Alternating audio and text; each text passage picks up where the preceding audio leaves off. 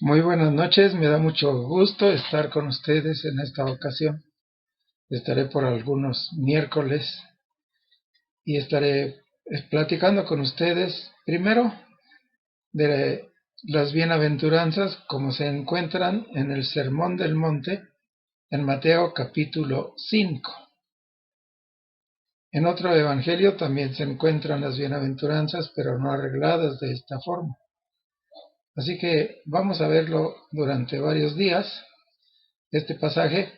Mateo capítulo 5, versículos 1 al 12. De una vez voy a hacerles la invitación para que memoricen estas bienaventuranzas.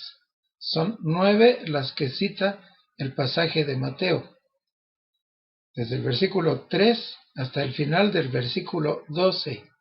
Ahí están las 9 bienaventuranzas que menciona el Evangelio según San Mateo. Hoy platicaremos de los versículos 1 y 2 como introducción a este pasaje. Así que tengan ahí sus Biblias abiertas y usaremos solamente los versículos 1 y 2. Y aquí quiero también compartirles una manera de estudiar la Biblia. Se le llama hacer exégesis bíblica. Las maneras como yo enseño son 8 y digo que todavía hay más. Y especialmente me gusta mucho la primera que uso. Le llamo gramatical. Ese es el primer método, el método gramatical. Y entonces vamos a usar ese método para ver los dos primeros versículos de este pasaje. Así ustedes podrán, cuando quieran preparar, hacer un estudio para ustedes o para compartir, pueden usar este método. En este caso, yo voy a usar los sustantivos que aparecen en los versículos 1 y 2 de Mateo capítulo 5. Voy a leerlos en primer lugar.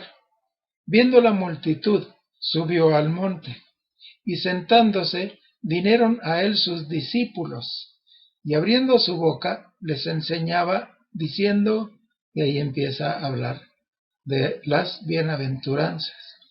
Mañana veremos el significado de esta palabra. Bueno, la próxima vez, no mañana, veremos el significado amable de esta palabra bienaventurados. Entonces, usando el método que les dije de ver los sustantivos, el primer sustantivo que aparece ahí es la multitud. Y yo junto a este método de usar los sustantivos, ya que es el método gramatical, con los verbos.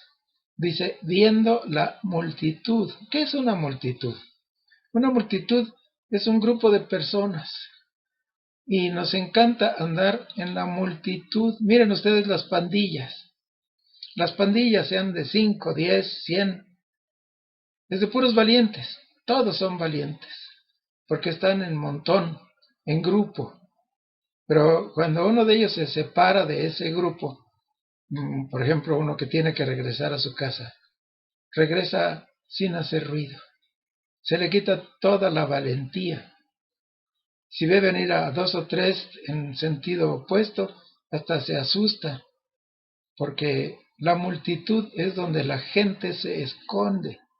La multitud, sabemos por ejemplo, cuando el Señor Jesucristo alimentó a 5,000, luego a 4,000, y sabemos que eran muchos los que lo seguían. Cuando Él entró a Jerusalén, la multitud gritaba, bienvenido, bienvenido, hosana al Cristo, al Hijo de David. Y después, unos días más tarde, esa misma multitud gritaba, crucifícale, crucifícale. ¿Por qué? Porque en una multitud un individuo se esconde. Así que multitud aquí es eso. ¿Cuántos serían? La Biblia no nos dice cuántos se reunieron en esta ocasión, pero ahí está una multitud. Pero miren ustedes, es Jesús el que va a hablar con ellos, que por cierto a esto se le llama el Sermón del Monte. Jesús predicó, sí, predicó, así dice la Biblia, que andaba por las aldeas de ellos predicando y enseñando, pero más era maestro. Así que este Sermón del Monte realmente es una cátedra. Él está dando clase a algunos de los que le seguían. Y miren ustedes, esto es discipular. Estaba hablando con cristianos. Todo el sermón del monte es para cristianos. Ahí en el sermón del monte no le habla a los que no son cristianos. Les está hablando a los que son cristianos.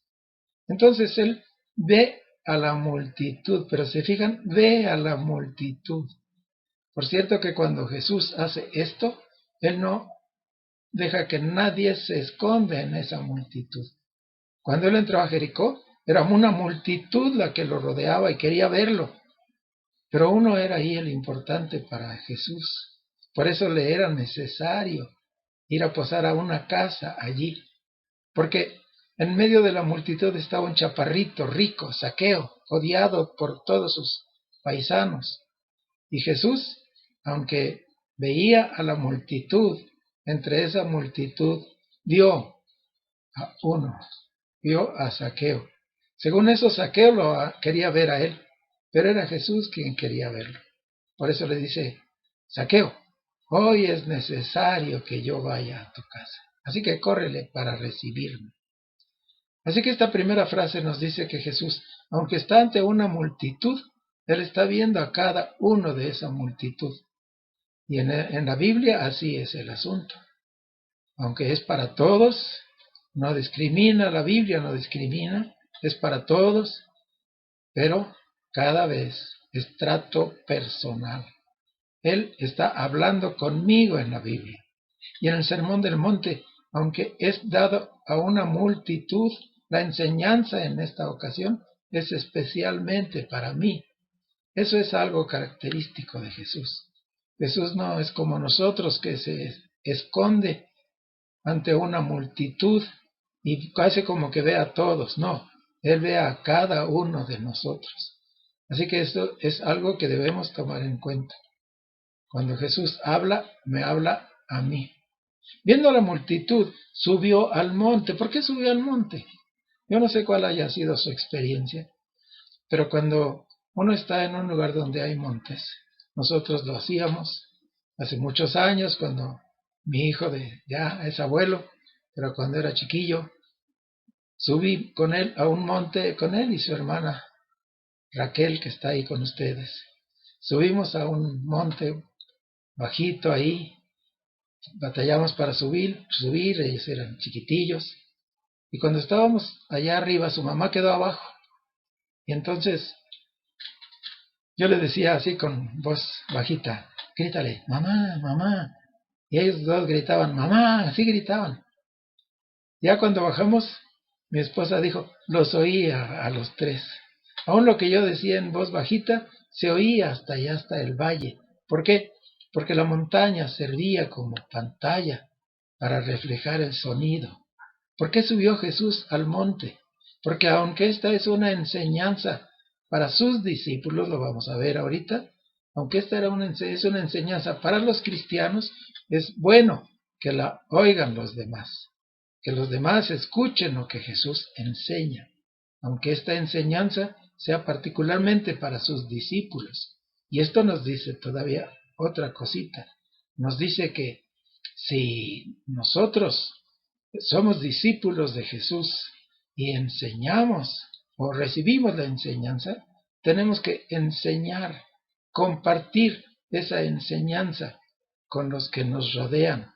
Así que por eso subió al monte, para que todos escucharan las enseñanzas, aunque eran enseñanzas particulares para sus discípulos, era también para que los demás escucharan, tal vez para que vieran lo que podían obtener si se hacían sus discípulos. Viendo la multitud, subió al monte, y sentándose es el siguiente verbo. Aquí no hay sustantivo, entonces debo corregir, ¿verdad? Estoy usando los verbos. Vio a la multitud, subió al monte y se sentó. Sentarse era en aquellos tiempos la indicación de que el maestro iba a enseñar. Eso era la indicación. Si el maestro se sentaba, quería decir a los alumnos, estén listos, porque voy a empezar mi enseñanza. Así que él toma la posición de maestro. Él dice que no llamemos padre a ninguno, ni maestro, porque uno es nuestro Padre, Dios, y uno es nuestro Maestro, el Cristo. Entonces, él toma aquí la posición de maestro, y ese texto que cité pone maestro con mayúscula. Es decir, uno es nuestro maestro con mayúscula. Él ha dado ministerio de maestros a muchos hermanos, pero él es el maestro. Y el maestro de maestros es él y el Espíritu Santo. Por eso la carta de Juan dice, ustedes no tienen necesidad de que nadie les enseñe. ¿Por qué? Porque tienen la unción del Santo, la presencia del Maestro de maestros. Así que él toma la posición de maestro. Tenemos que escucharle con atención. Tenemos que poner nuestro oído atento, nuestro corazón abierto, nuestros ojos viendo al Maestro. Eso es lo que quiere decir aquí sentándose. Y viendo la multitud, subió al monte, y sentándose, la frase que sigue es, vinieron a él sus discípulos. ¿Se fijan? La enseñanza, aunque toda la multitud escuchó la enseñanza de Jesús, cuando menos 120 de los que seguían a Jesús y que lo siguieron hasta el final, son llamados sus discípulos. Y estos discípulos vinieron a Jesús y se acomodaron alrededor de donde él estaba sentado. Y esto nos habla de la actitud que debemos tener nosotros. Cada vez que Jesús habla, y nos habla en primer lugar a través de la palabra. Yo les digo, si quieren escuchar la voz de Dios, lean su Biblia. Si la quieren escuchar audible con sus oídos, no va a venir a hablarles aquí. Pero lean ustedes abriendo su boca, que se oiga su voz también, o pídanle a un pariente que les lea. Esa es la palabra de Dios audible, es la Biblia.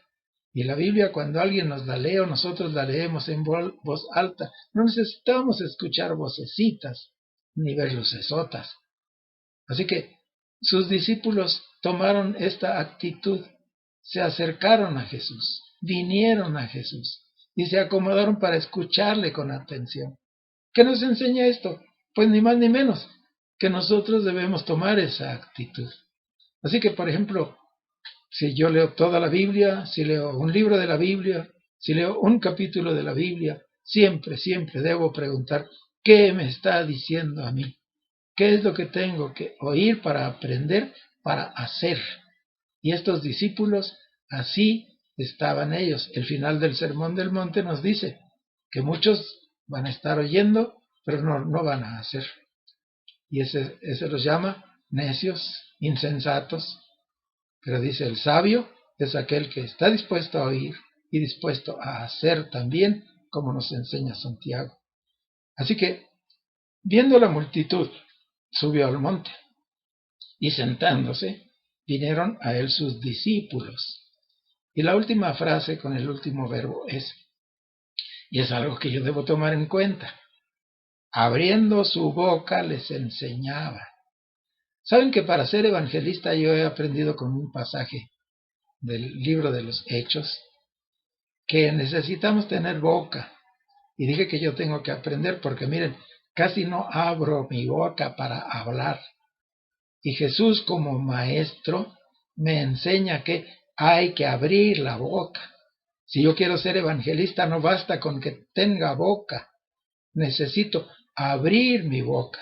Si muchos decimos, es que yo doy testimonio con mis hechos. Soy honesto, soy correcto. Sí, pero hay que abrir la boca. Para comunicar hay que abrir la boca. Jesús abrió su boca. Y así nos dice que así se puede enseñar. Jesús no solo caminaba santamente. Hay un versículo en una de las cartas de Pablo que dice, ustedes no aprendieron de Cristo, aprendieron a Cristo. Quiere decir que vieron el ejemplo de Cristo. Vieron cómo caminaba Él. Sí, pero también le escucharon, porque Él abrió su boca. Así que en esta introducción aprendimos? Hay que ver a la multitud y ver a uno por uno de la multitud, así como Jesús me vio a mí. Él vio a todo el mundo, murió por todo el mundo, pero cuando estaba muriendo, estaba viéndome a mí, estaba muriendo por mí. Y luego subió al monte. ¿Para qué? Para ser escuchado, para ser visto por todos. Y tomó la actitud de maestro, porque Él es el maestro. Se sentó, dijo, yo soy el maestro. Estén atentos para oírme. Y luego sus discípulos se acercaron a Él, con una actitud de listos para aprender. ¿Qué quieres que nosotros escuchemos? Y por último, Jesús abrió su boca.